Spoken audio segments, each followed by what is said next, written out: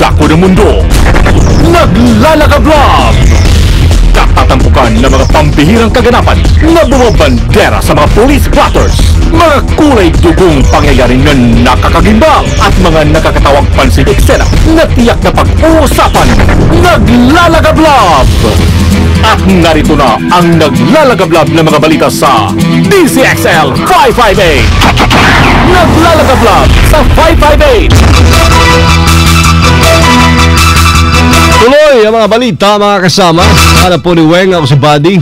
Kain natin ang mga reports muna. Ang pagkukumpani dyan sa may Dario Bridge sa Quezon City ay pinasususpindi ng MMDA.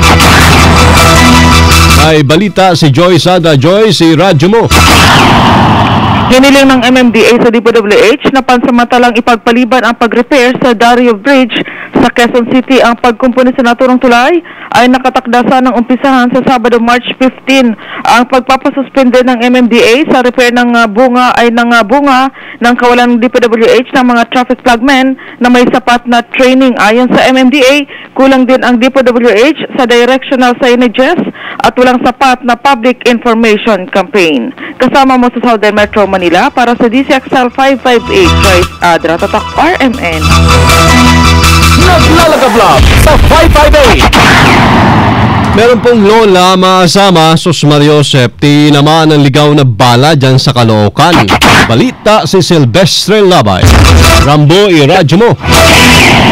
Dead on the spot ang isang lola na si Rebecca Sapilino, 63 anyos, matapos na ito'y tamaan ng ligaw na bala habang sakay ng isang bus na Victory Liner sa may bahagi ng Rizal Avenue Extension, Monumento, Caloocan City.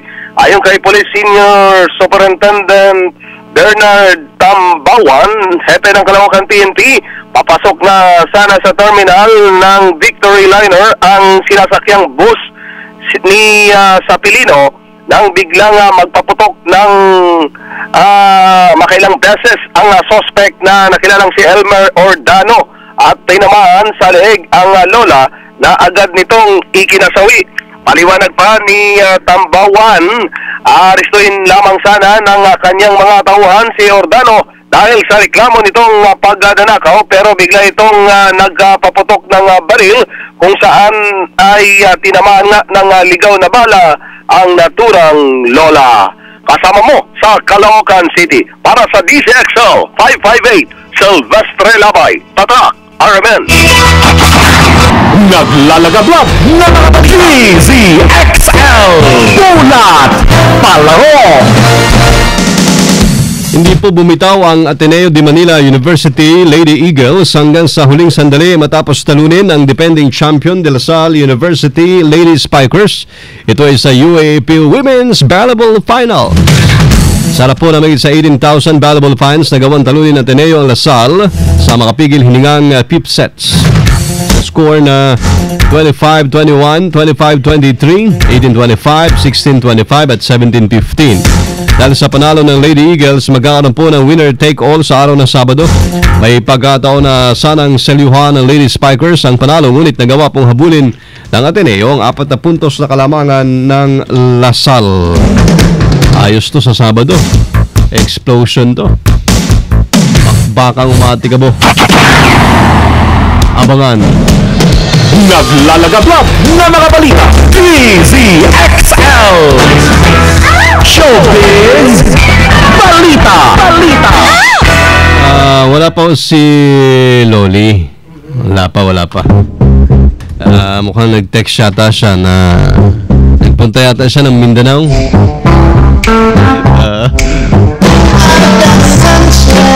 Mindanao Avenue. Andito na ang always ready Miss Candy.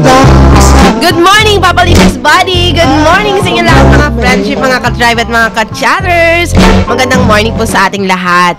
Eto, abay kahit matagal at malayo pa naman, ay pinaghahandaan na ni Chris Lawrence at Katrina Halili ang plano nilang pagpapakasal sa 2016.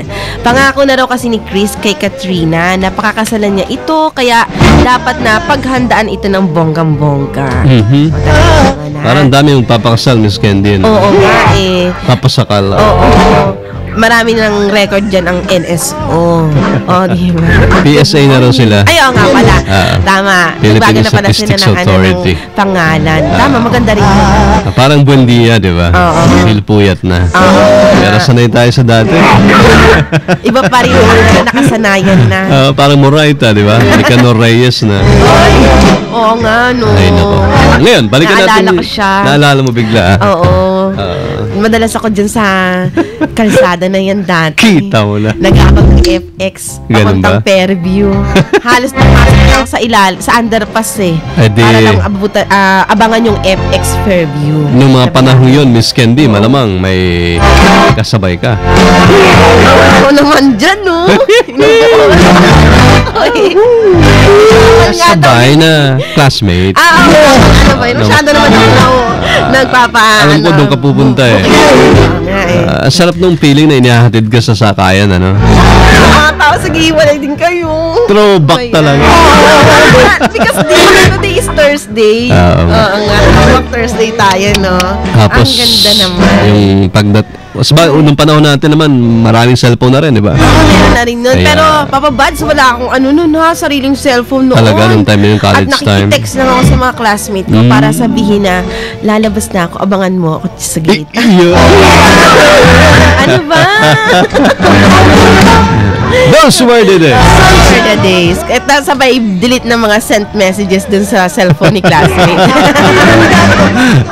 Eto na. Ayan na, sabi, going back to Chris and Katrina. That's right. Ayan na. Priority muna nilang makabili ng sarili nilang bahay para din sa kanilang family. O, diba? Ayon sa singer, ngayong araw, talagang may date talaga ng pagbubukas ng open ng account.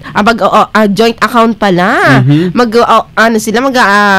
Magjo-joint account sila ngayong araw, magbubukas sila ng ganon.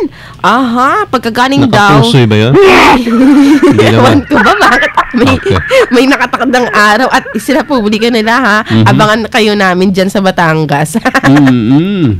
At kahit na hindi pa naman daw sila kasal, welcome na tanggap na raw ni Chris na dapat hawakan ni Katrina ang mga kinikita niya para sa kinabukasan. Yan, para din sa kanilang 1 year. Kung anong hahawakan. Pera yun. Pera. Lahat ng mga pinagkakitaan ni Chris Lawrence, hahawakan ni Katrina para sa kanilang 1 year and 5 months na anak na si Katie. Wow, sweet naman ni Papa Chris. At sinabi pa ni Chris, malaki ang nagawa ng pagdating ng kanilang anak na si Baby Katie sa kanilang buhay dahil lalo daw silang tumibay at lalo pa nilang minahal ang dating sexy actress. Wow, may ganun talagang label. Ikaw na ang may jowang dating sexy actress. Ating showbiz for Thursday. Sa alam pa rin po ni Lollipop. Ito ba nag-iisang doll, Tequila, Miss Candy, Tatak RMN. Thank you, Miss Candy. Hindi gasgas, hindi patras, medyo madulas. Ito ang balitang panghimagas.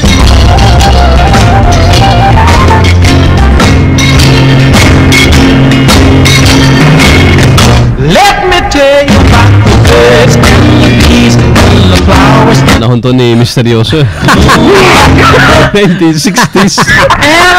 Hindi naman. Morning, Misteryoso. Okay, magandang umaga po sa ating mga listeners dito. Ito na po ang ating balitang panghimagas ngayong umaga.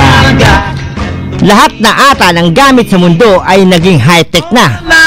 Yan ha. Tama. Kaya naman isang Pinoy designer ang nakisabay sa agos ng teknolohiya at naisipang i-makeover at isang karaniwang transportasyon sa bansa na pedicab. Pedicab. Pedicab yan. Sa disenyo ni Kenneth Cobonpoe, hugis bilog na ang pedicab at mayroon pang speakers, cup holders, trapal na pwedeng ibaba kung gusto mo ng privacy at protection tuwing umuulan. At ang nakakabilib pa dito ay meron din itong charging dock para sa mga iPhone users na naubusan na ng battery load. Ang bihira. Pang iPhone talaga, pang mayaman. Pinangalanan naman ng pinangalanan naman niyang Eclipse ang naturang disenyo na may feature sa Fast Company at Washington Post dahil sa pagbibigay ng bagong konsepto sa makaluwang paraan ng transportasyon. At ito po ang larawan ng ating matinding reformation ng ating pedicab. Ayan, parang Transformers na. Tingnan nyo maigi. Asan yan? Asan? Ayan, oh. Ayan, pakita mo yan. Ayan. Ano ba yan? Parang takip ng electric pan yun. Ang ganda, ah. Parang takip na electric pan pag malayo. Ayan, oo. Kita mo naman. Tapos may trapal pa siya sa ibabaw na parang maganda. convertible eh. Yan, Oo. kumbaga sa kotse, mga convertible yan. Oo. Tapos parang kuhol, no? Transparent. Yan ang design ng kanyang Eclipse na pedicab. Ayos, Yan. ah. Yan po ang ating balita panghimaga sa umaga natin sa inyo siyempre ng nag-iisang si Mr. Yoso. Thank you. Oh. Thank you, Mr. Yoso. DZXL Bulat Trapiko. Andito na po makasama ang hinahangaan po ng marami. Ang suot niya ay lumang-luma. Nako, ba't ganun? Sylvester Labay is in the house. Where are you, Rambo? Yes, kasamang buddy dito sa kahabaan ng Quezon Avenue kung saan ay parayat ang usad ng mga sasakyan mula sa Welcome Rotonda. At naman sa bahagi ng EDSA, banayad ang usad ng mga sasakyan dahil sa mga pampasayrong bus na nag-U-turn to patungo naman sa bahagi ng Espanya dahil itong sa mga dahilan kung bakit bumabagal ang usad ng mga sasakyan. Pero pagkalampas nito ay tuloy-tuloy ng usad ng mga sasakyan at muling pabagal naman pagdating sa EDSA sa kabilang linya, mabagal ang usad ng mga sasakyan dahil na rin sa dami. Pero pagkalampas ng harapan ng Fisher Mall ay tuloy-tuloy na ang usad ng mga sasakyan at muling pabagal naman pagdating naman sa bahagi ng Mabuhay Rotonda. Moto! Moto for today, kasamang pati. Andun natin yan kay Professor Eric San Juan na laging suki natin yun. Inaantabayan ng moto natin si Professor Eric San Juan, Jovi de Guzman at si Micaela na bago nating listener, si Micaela. Ang moto natin ngayon, M-O-T-T-O-K-O or motto, God always gives His best to those who leave the choice with Him. Lalim. Within. Tagalogs. Tagalogs kasama body. Ang Diyos o ang ating Panginoon ay nagbibigay ng magandang pagpipilian sa mga hindi nang iiwan Amen. sa Kanya. Bless you, brother. Dahil ngayon ay Semana Santa, kaya kapit lang tayo sa ating dakilang may kapal. Amen. Praise God. Thank you, brother.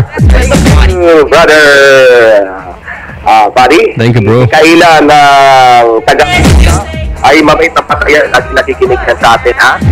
Kasama mo sa kahabaan ng Quezon Avenue.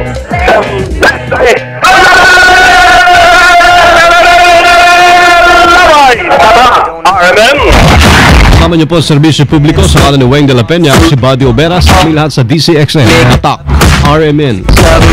Sumayin niyo ang 15 minutong kalipunan ng mga pinakahuling kaganapan sa Kalakang, Maynila, sa ating bansa at saan mang dako ng mundo. Naglalagab lang! Dito lamang sa Unang Tiyan, DZXL 558, ang bagong kasama mo!